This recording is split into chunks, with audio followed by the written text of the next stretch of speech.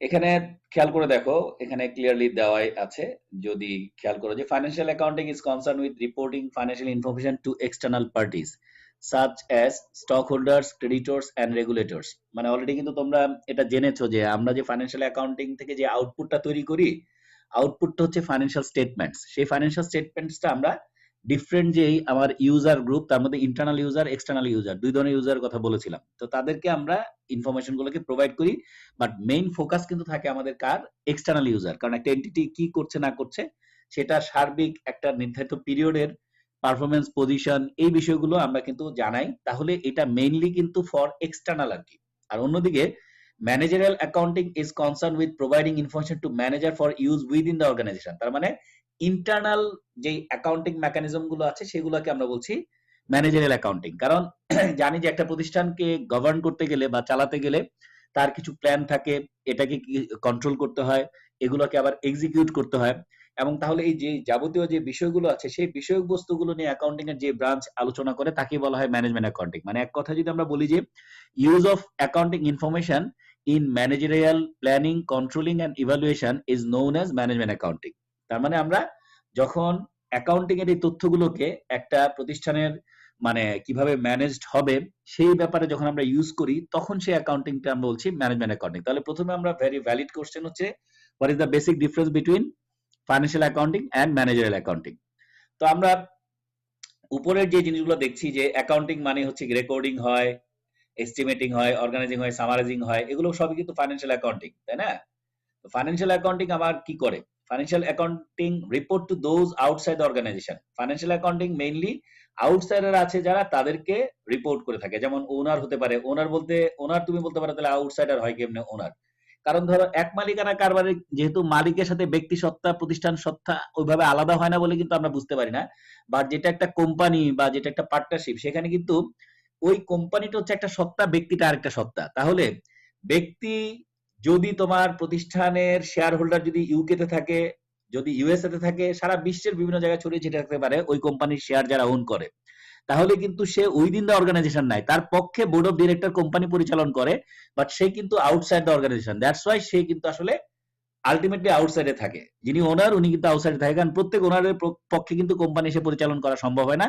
তাদের ভোটে নির্বাচিত প্রতিনিধি বোর্ড অফ ডিরেক্টর তারা কোম্পানি পরিচালন করে থাকে। তাহলে মেইনলি ফাইন্যান্সিয়াল অ্যাকাউন্টিং এই যে বিভিন্ন জায়গায় স্ক্যাটার্ড ইউজার আছে তাদের সামনে কিন্তু কোম্পানির সার্বিক চিত্র তুলে ধরার জন্য এরা এটা মানে প্রডিউস করে থাকে। তো সেই জন্য ওনার হতে পারে, ক্রেডিটর হতে পারে, যারা আমার প্রতিষ্ঠানকে ঋণ দিয়েছে, যেমন আমার ব্যাংকার হতে পারে, ব্যক্তিগত আমার ঋণ নিতে পারি, মানে ব্যক্তিগত বলতে কোনো ব্যক্তির কাছ থেকে আর কি। তাহলে সেটা tax authority, national board of revenue, বাংলাদেশের ট্যাক্স অথরিটি প্রতি বছর একটা এন্টিটি কি পরিমাণ প্রফিট করলো তার উপর ট্যাক্স দেয়, তাহলে তারাও কিন্তু আউটসাইড। এবং রেগুলেটরস, আমরা জানি যে বাংলাদেশে কোম্পানি আইন দ্বারা হচ্ছে কোম্পানি পরিচালিত হয়, ব্যাংকিং আইন দ্বারা ব্যাংক পরিচালিত হয়, বীমা আইন দিয়ে বীমা পরিচালিত হয়, এবং এই লিস্টেড কোম্পানিগুলোকে রেগুলেট করে BSEC, Bangladesh security and exchange commission. আর লিস্টেড কোম্পানিগুলো ট্রেডেড হয় বা লেনদেন হয় কোথায়? ঢাকা এবং চিটাগং স্টক এক্সচেঞ্জে। তাহলে রেগুলেটর বলতে এখানে বাংলাদেশ ব্যাংক হচ্ছে রেগুলেটর যাবতীয় ব্যাংকিং প্রতিষ্ঠানের। ইন্স্যুরেন্স অথরিটি একটা আছে, বীমা উন্নয়ন কর্তৃপক্ষ, তারা হচ্ছে বীমাকে নিয়ন্ত্রণ করে। আর কোম্পানিগুলোকে, লিস্টেড কোম্পানিগুলোকে নিয়ন্ত্রণ করে Bangladesh security and exchange commission. তাহলে দে আর দ্য রেগুলেটরস। তারাও কিন্তু ডাইরেক্টলি অর ইনডাইরেক্টলি ফাইন্যান্সিয়াল স্টেটমেন্টের ইউজার হয়। কেন হয়? কারণ তারা সার্বিকভাবে কোম্পানির অবস্থাটা জানতে চায়। যেহেতু এটা একটা পাবলিক ইন্টারেস্ট, মানে পাবলিক লিমিটেড কোম্পানি হলে কি হয়, পাবলিকের ইন্টারেস্ট সঠিকভাবে প্রতিপালন করছে কিনা কোম্পানিগুলো সেগুলো কিন্তু রেগুলেটররা দেখতে পারে। তাহলে এই বিষয়গুলো হচ্ছে আসলে মেইনলি ফোকাসড বা ইউজার যারা তাদের জন্য ফাইন্যান্সিয়াল অ্যাকাউন্টিং তথ্য প্রোভাইড করে থাকে। অন্যদিকে ম্যানেজার অ্যাকাউন্টিং কি করে? Reports to manager inside the organization for planning, controlling and decision making. প্রথমত হচ্ছে আমরা প্ল্যান করব, আমরা কিভাবে মানে একটা প্রতিষ্ঠানকে রান করাবো সেগুলোর প্ল্যানিং, তাকে কন্ট্রোল করা যে আমি যা প্ল্যান করছি সেই অনুযায়ী এক্সিকিউশন হচ্ছে কিনা, যদি কোনো ডেভিয়েশন থাকে সেক্ষেত্রে কি কিভাবে এগুলোকে রিকভার করা যায়, এবং finally on the basis of এইগুলোর আমরা ডিসিশন মেক করি। সো এটা হচ্ছে একটা বেসিক ডিফারেন্স, যে একটার ক্ষেত্রে আমরা দেখছি ইন্টারনাল মেকানিজম, আরেকটার ক্ষেত্রে দেখছি আমরা এক্সটার্নাল মেকানিজম। সেকেন্ড ওয়ান হচ্ছে emphasizes financial consequences of past activities। আমরা জানি যে একটা ট্রানজাকশন হলেই আমরা এটাকে রেকর্ড করি, বা ট্রানজাকশন হয় নাই সেটাকে কিন্তু আমরা রেকর্ড করি না। আমি কিন্তু তোমাদের উদাহরণ বলেছিলাম যে কাউকে নিয়োগ দান করা হলো, এটা কিন্তু লেনদেন না, বাট কাউকে নিয়োগ দান করার পরে তাকে যখন বেতন দেওয়া হয় তখন তাকে আমরা বলছি কি এটা আমার একটা মানে আলটিমেটলি ট্রানজাকশন, বা এটা হচ্ছে আমার জন্য একটা রেকর্ড করার বিষয়। হ্যাঁ, তাহলে সেই জন্য কিন্তু আমরা ইন্টারনাল বিষয়টাকে ওভাবে রেকর্ড না করলে এক্সটার্নালটাকে আমরা রেকর্ড করে থাকি, তাই তো? তোমরা কি বিষয়গুলো বুঝতে পারছো? জি স্যার, বোঝা যাচ্ছে। আচ্ছা আচ্ছা, এরপরে বিষয়টা কি আছে দেখো তো, স্ক্রিন দেখে বলো তো।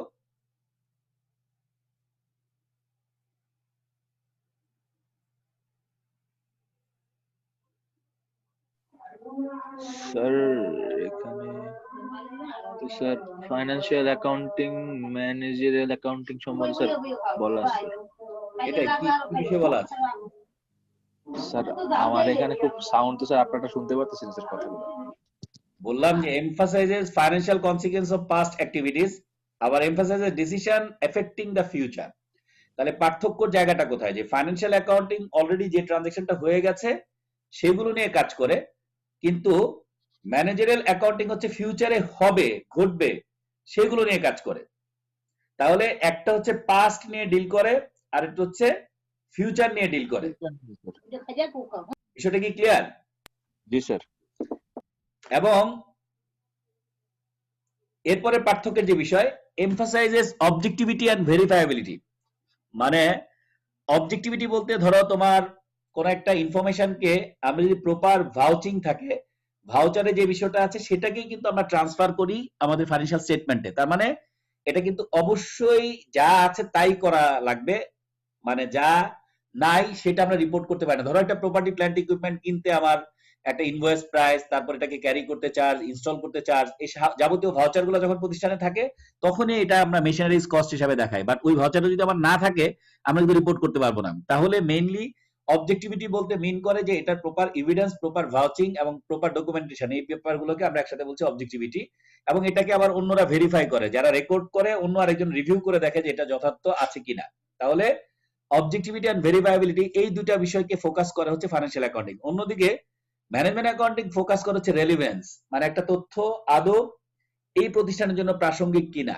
যদি প্রাসঙ্গিক হয় তাহলে সেটা নিয়ে তারা ডিল করে, আর প্রাসঙ্গিক যদি না হয় তাহলে এটাকে ডিল করে না।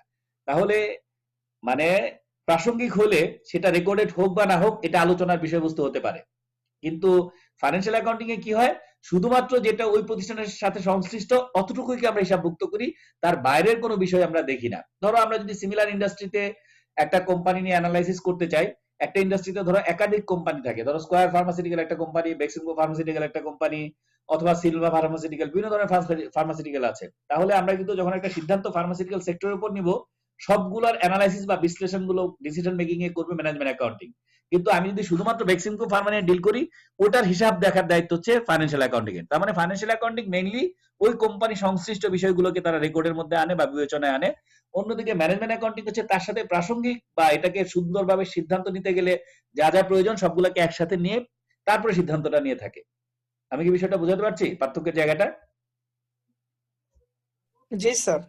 ওকে, তারপরে হচ্ছে এমফাসাইজেস প্রিসিশন, মানে ফাইন্যান্সিয়াল অ্যাকাউন্টিং খুবই সংক্ষেপে বিষয়গুলোকে প্রেজেন্ট করে।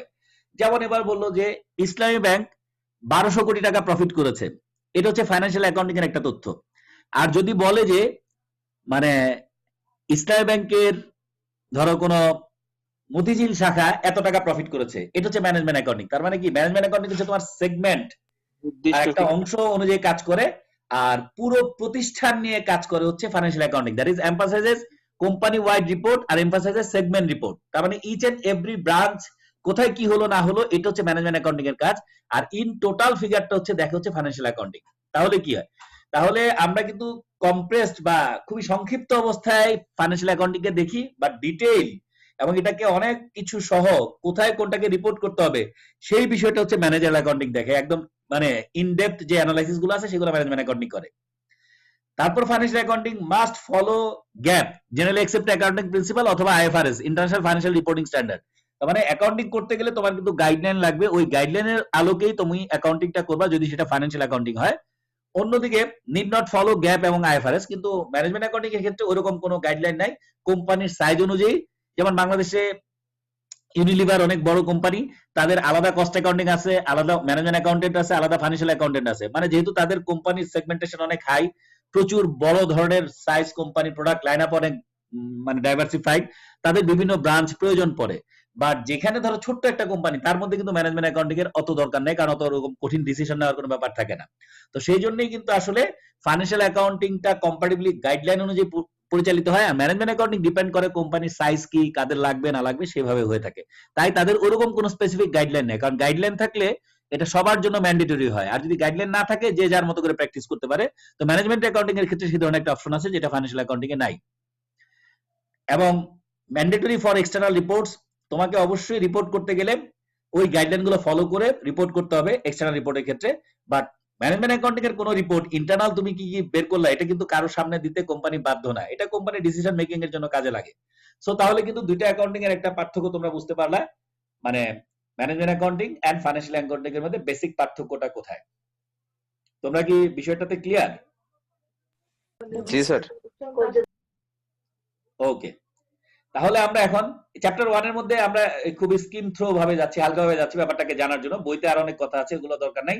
বেসিক্যালি এটাই জানা দরকার যে what is the difference between financial accounting and managerial accounting. Management accounting বলতে আমরা কি বুঝি, এই বিষয়গুলো হচ্ছে চ্যাপ্টার 1। চ্যাপ্টার 2 তে হচ্ছে তোমার কস্ট ক্লাসিফিকেশন। এই জায়গা থেকে আমরা যাব, এগুলোর সাথে তোমাদের কস্টিং এর ব্যাপার আছে, এগুলোর সাথে তোমাদের হচ্ছে কস্ট ভলিউম প্রফিট রিলেশনশিপ আছে, এখানে তোমার হচ্ছে বাজেট আছে, অনেকগুলো বিষয় এখানে আছে। তো আমরা যেই যেই পার্ট গুলো পড়াবো শুধু ওই পার্ট গুলোতে আমরা যাচ্ছি, বাট পুরো জিনিসগুলো এখন এত কিছু তোমাদের এই মুহূর্তে প্রয়োজন নাই, কারণ এটা আমরা আসলে জানতে চাচ্ছি যে আমরা কস্ট ম্যানেজমেন্টটা কিভাবে করি, আর আমরা জানতে চাচ্ছি ফাইন্যান্সিয়াল অ্যাকাউন্টিংটা কিভাবে করি। এটা হচ্ছে তোমার এই কোর্সের অবজেক্টিভ। দ্যাটস ওয়াই এই কোর্সটার নাম হচ্ছে financial accounting and cost management. এটা হচ্ছে তোমাদের কোর্সের টাইটেল। তো আমরা ফাইন্যান্সিয়াল অ্যাকাউন্টিং এর একটা শেপে তোমাদের মোটামুটি এনেছি, এখন কস্ট ম্যানেজমেন্ট একটা শেপে এনে দেন পুরো কোর্সটাকে আমি রিভিউ করে তোমাদের বিষয়টাকে একদম ব্রিফ করে দিব। তারপরেও যদি তোমরা কারো কোনো সমস্যা থাকে আমার সাথে যোগাযোগ করলে আরো আমি ক্লিয়ার করে বোঝাতে পারবো। এই প্ল্যানিং বলতে, কন্ট্রোলিং বলতে, ডিসিশন মেকিং বলতে আমরা কি বুঝি, এই বিষয়গুলো এখানে ডিটেইল লেখা আছে। হ্যাঁ, যারা একটু সময় আছে একটু দেখে নিবা এই বিষয়গুলো।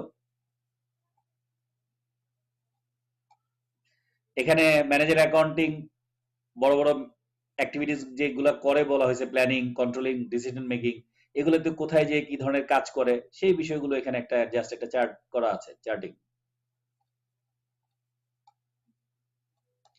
এই চ্যাপ্টারে আর ওরকম ভাবে খুব একটা বেশি কিছু নাই। এটা হচ্ছে যে তোমার এই কিছু ethical standard management accounting practice করার ক্ষেত্রে, মানে যেটা নৈতিক দিক থেকে যে যেটা মানবে কি মানবে, বাট এটা কোনো বাইন্ডিংস না, নরমালি এটা মানার কথা আর কি। হ্যাঁ,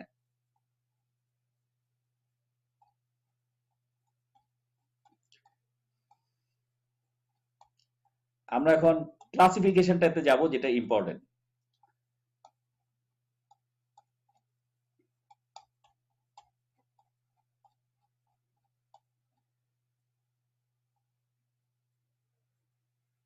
এই যে এখানে একটা তোমার চার্ট দেখছো, সামারি অফ কস্ট ক্লাসিফিকেশন, দেখতে পাচ্ছ?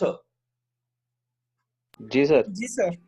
ওকে, এখানে দেখো যে তোমরা কিছু ব্রডার পারপাস বা কস্ট ক্লাসিফিকেশনের হেড আছে, এবং ওই পারপাস বা ওই হেডে কি কি ধরনের কস্ট আমরা দেখি সেগুলো এখানে আছে। তাহলে প্রথম কথা হচ্ছে what do you mean by cost. Cost বলতে আমরা কি বুঝি, হোয়াট ইজ কস্ট? তোমাদের এনি আইডিয়া? তুমি তোমার সাধারণ ভিউ থেকে কস্ট বলতে কি বুঝো সেটা আর কি। স্যার বাই বোঝায়। কস্ট বলতে বাই বোঝায়, আচ্ছা। অন্য কিছু? স্যার কোন ম্যাটেরিয়ালের স্যার প্রাইস পেতে পারে। ম্যাটেরিয়ালের প্রাইস, তারপরে অন্য কিছু? Sir exchange value. Exchange value, অন্য কিছু? তোমাদের সামনে কি কাগজ কলম আছে? জি স্যার আছে। একটা ডেফিনেশন লেখো, কস্টের ডেফিনেশন অ্যাকাউন্টিং এ যেভাবে বলা হয় লেখো। Cost is the cash or cash equivalent value sacrificed for goods and oblique or services that are expected to bring current and oblique or future benefits to the entity.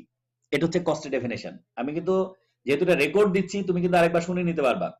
Cost is the cash or cash equivalent value sacrificed for goods and oblique or services, কারণ যারা manufacturing concern তারা হচ্ছে goods, যারা service company তারা provide করে service. দুই ধরনের company, একজন হচ্ছে ভিজিবল প্রোডাক্ট থাকে সেটা হচ্ছে ম্যানুফ্যাকচারিং কনসার্ন, আরেকটা হচ্ছে তোমার ওই এর বিপরীতে হচ্ছে কি হয়, তোমার সার্ভিস প্রোভাইডার, যেমন হসপিটাল হচ্ছে সার্ভিস প্রোভাইড করে, ল ফার্ম সার্ভিস প্রোভাইড করে, অ্যাকাউন্টিং ফার্ম সার্ভিস প্রোভাইড করে, ডেন্টিস্ট সার্ভিস প্রোভাইড করে। হ্যাঁ, এই যে পড়ালেখা এটা হচ্ছে সার্ভিস। আর তুমি যদি দোকান থেকে একটা পণ্য কিনে আনো সেটা হচ্ছে মার্চেন্ডাইজিং প্রোডাক্ট, বা এটা হচ্ছে ফিজিক্যাল প্রোডাক্ট আর কি। তুমি একটা প্রোডাক্ট নিয়ে আসলা, দাম পে করলা। তাহলে cost is the cash or cash equivalent value, মানে টাকা অথবা টাকার সমতুল্য কিছু। হ্যাঁ, cost is the cash or cash equivalent value that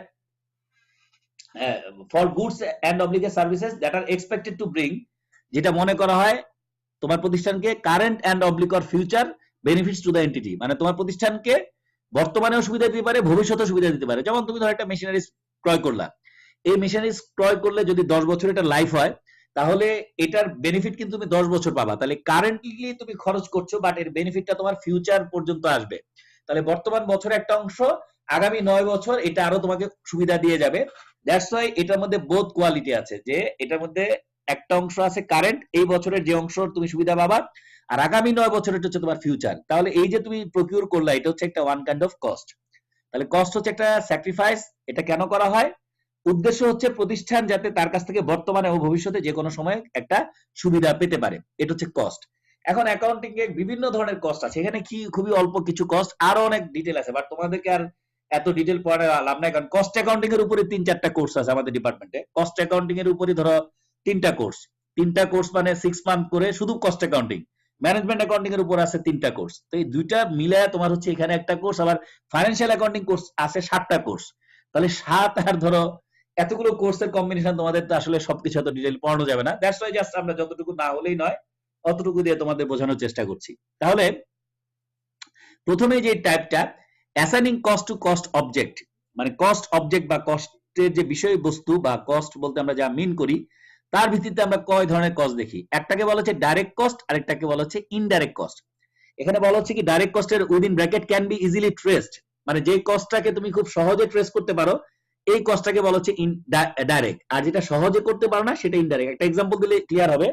ধরো তুমি একটা টেইলরের কাছে তুমি একটা শার্ট বানাতে গেছো, তুমি যদি তোমার গায়ের মেজারমেন্ট জানো যে আমার 2 গজ বা 3 গজ কাপড় হলে একটা শার্ট হয়ে যায়, ধরে নিলাম 2 গজ, তাহলে ডাইরেক্ট ম্যাটেরিয়াল এটা কিন্তু তুমি ডাইরেক্টলি ট্রেস করতে পারবা। তোমাকে দেখলে দর্জি বলে দিবে যে তোমার এত গজ কাপড় লাগবে, এটা কিন্তু তুমি ডাইরেক্টলি ট্রেস করতে পারছো। দর্জি যে মজুরি সেটাও কিন্তু তুমি ডাইরেক্টলি ট্রেস করতে পারবা। কিন্তু ওই দর্জি ধরো ওই মাসে ওইখানে অনেক জনের শার্ট বানায়, তোমার শার্টের পেছনে কত টাকা সে খরচ করবে সেটা দর্জির হিসাব, তুমি কিন্তু ইন্ডিভিজুয়ালি অ্যাসেস করতে পারবে না। তোমার শার্ট বানাইতে তার কত টাকা বিদ্যুৎ বিল লাগলো, কত টাকার দোকান ভাড়া লাগলো, কত টাকার কি লাগলো, তাহলে ওইটাও কিন্তু উৎপাদনের খরচ, বাট ওই কষ্ট হচ্ছে ইনডাইরেক্ট, যেটা ইজিলি আমরা ট্রেস করতে পারি না। তাহলে যে কস্টগুলো ইজিলি ট্রেস করতে পারি সেই কস্টগুলোকে বলে আমরা ডাইরেক্ট কস্ট, বাট উৎপাদনের সাথে সংশ্লিষ্ট বাট ইজিলি আমরা ট্রেস করতে পারি না এই ধরনের কস্টগুলোকে বলে ইনডাইরেক্ট কস্ট। যেমন পাওয়ার, ইউটিলিটি বিল, হ্যাঁ, অথবা ধরো ইন্স্যুরেন্স কাভারেজ, তুমি ধরো পুরো বছর ইন্স্যুরেন্সের প্রিমিয়াম দিচ্ছ, তাহলে এটারও একটা খরচ কিন্তু তোমার এই প্রোডাক্টের সাথে চার্জ হবে। তাহলে এই কস্টটা কিন্তু তোমার ডাইরেক্টলি চার্জ করতে পারছো না, বাট ইনডাইরেক্টলি চার্জ করতেছো। তাহলে আমরা কিভাবে বুঝলাম যে যেই কস্টটা আমরা খুব সহজে ট্রেস করতে পারি সেই কস্টটাকে বলছি ডাইরেক্ট কস্ট, বাট যেটা উৎপাদনের সাথে সংশ্লিষ্ট হওয়া সত্ত্বেও আমরা সহজে চার্জ করতে পারি না এই ধরনের কস্টগুলোকে আমরা বলি ইনডাইরেক্ট কস্ট। ক্লিয়ার কি ডাইরেক্ট ইনডাইরেক্ট? জি স্যার। এরপর দেখো accounting for cost in manufacturing companies, মানে ধরো যারা উৎপাদনকারী প্রতিষ্ঠান তাদের কি কি ধরনের কস্ট, তাদের দুই ধরনের কস্ট, একটাকে বলা হয় ম্যানুফ্যাকচারিং কস্ট আর একটা বলা হয় নন ম্যানুফ্যাকচারিং কস্ট। একটা প্রোডাক্ট উৎপাদন করতে গেলে ডাইরেক্ট ম্যাটেরিয়াল লাগে, ডাইরেক্ট লেবার লাগে, ম্যানুফ্যাকচারিং ওভারহেড। ম্যানুফ্যাকচারিং ওভারহেড মানে হচ্ছে মানে ইনডাইরেক্ট যে কস্ট, ম্যানুফ্যাকচারিং ওভারহেড হতে ইনডাইরেক্ট কস্ট, যে কস্টগুলো ডাইরেক্ট না।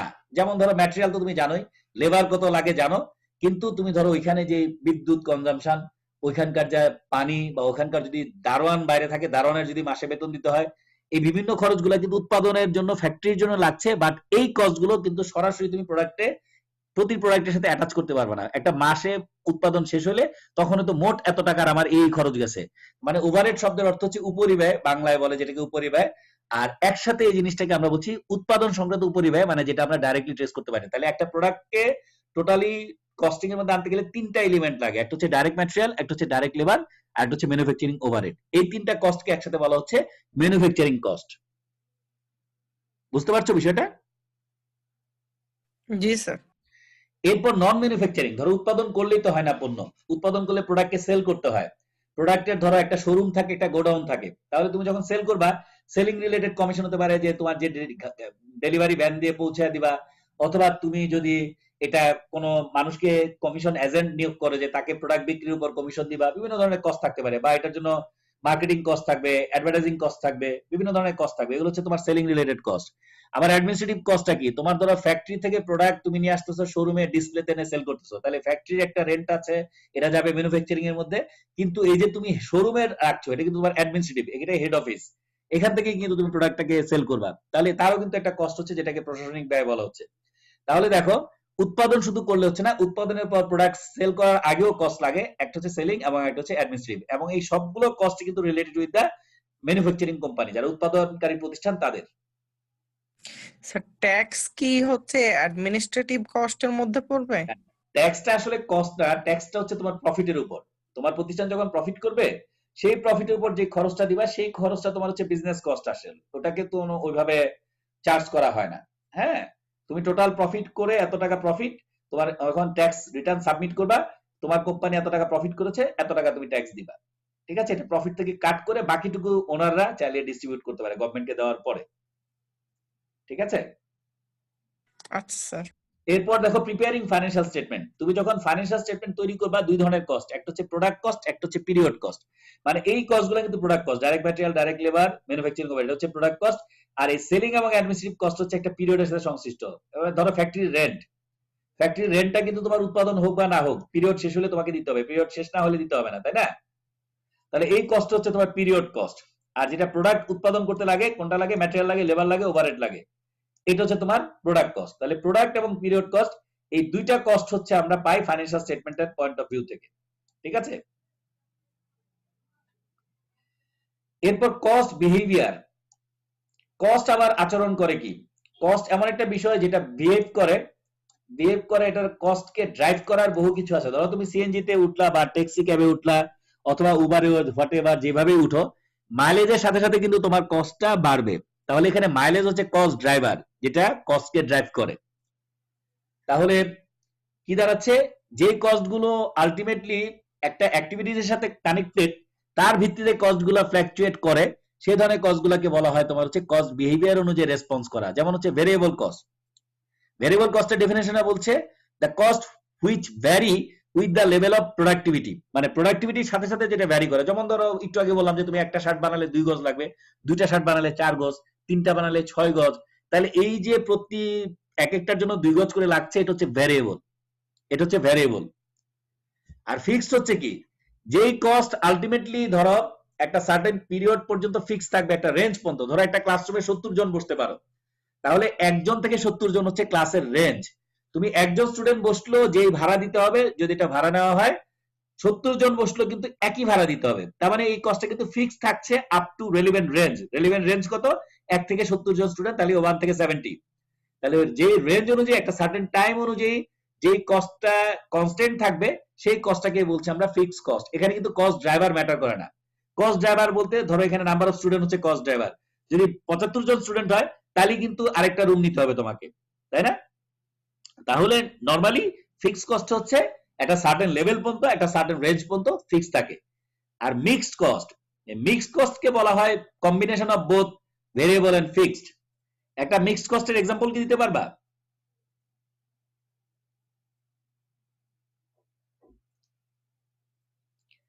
একটা মিক্সড কস্টের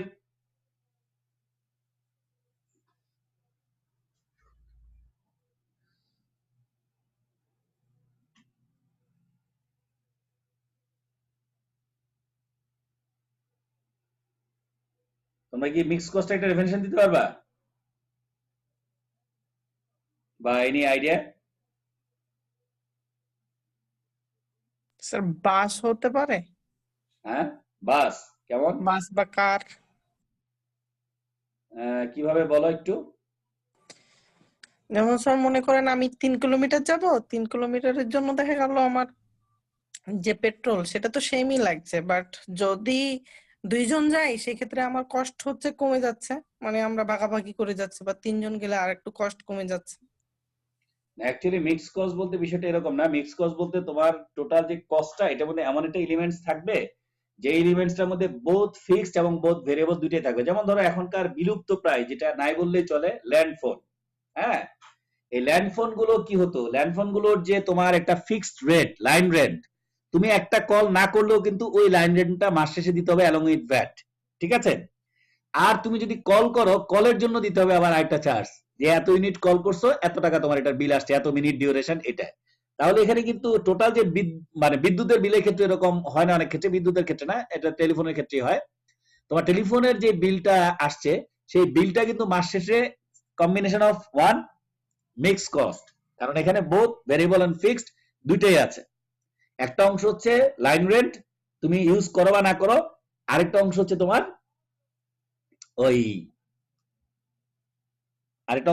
হলো ইউজ করার কারণে যেটা হচ্ছে। তাহলে টোটাল যে টেলিফোন বিল এটা হচ্ছে একটা মিক্স কস্ট। তাহলে both variable and fixed element দুইটাই আছে। অথবা আরেকটা ধরো যে মেডিকেল প্রমোশনাল অফিসার, এই যে ধরো যে ঢাকা মেডিকেলের সামনে দেখবা বাইক নিয়ে সব দাঁড়িয়ে থাকে, সবাই অনেক ফার্মেসি থেকে পাশ করা, ওরা এই ধরনের জব বেশি করে আর কি। এখানে যেটা হয় তোমার মেডিকেল প্রমোশন অফিসারের ক্ষেত্রে কি হয়, তাদের হচ্ছে ধরো তোমার একটা ফিক্সড টাকা দেয় যেটাকে টিএ দিয়ে, তারা বলে মানে তোমার ডিয়ারনেস অ্যালাউন্স বা ট্রাভেলিং অ্যালাউন্স, এই পরিমাণটা তাকে কিন্তু আসলে ফিক্সড, আর বাকি পরিমাণ হচ্ছে যত বেশি সে সেল করবে তার উপর একটা কমিশন পাবে।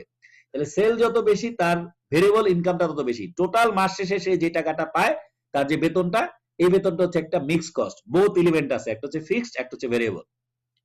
তাহলে কি বোঝা গেল যে কস্ট বিহেভিয়ার অনুযায়ী আমরা কি কি ধরনের কস্ট পাই, ভেরিয়েবল, ফিক্সড এন্ড মিক্সড, তিনটা ক্লিয়ার? জি স্যার।